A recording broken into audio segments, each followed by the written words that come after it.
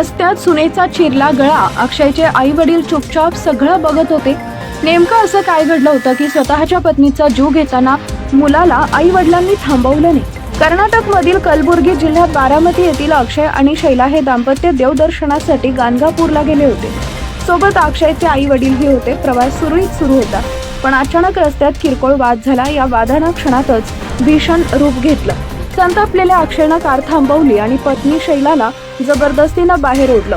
भर रस्त्यातच तिच्यावर लाथाबुक्क्यांनी बेदम मारहाण सुरू झाली. आजूबाजूचे लोक थबकले. काहींनी मोबाईल काढून व्हिडिओ शूट करायला सुरुवात केली. पण पुढे जे घडलं ते अधिक धक्कादायक होतं. संतापाच्या भरात अक्षयनं धारदार शस्त्र काढलं आणि पत्नी शैलाचा गळा चिरला.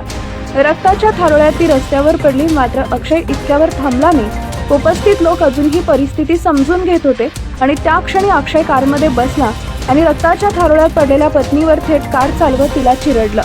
हा प्रकार पाहून परिसरात एकच खळबळ उडाली. 28 वर्षीय शैलाचा जागीच मृत्यू झाला.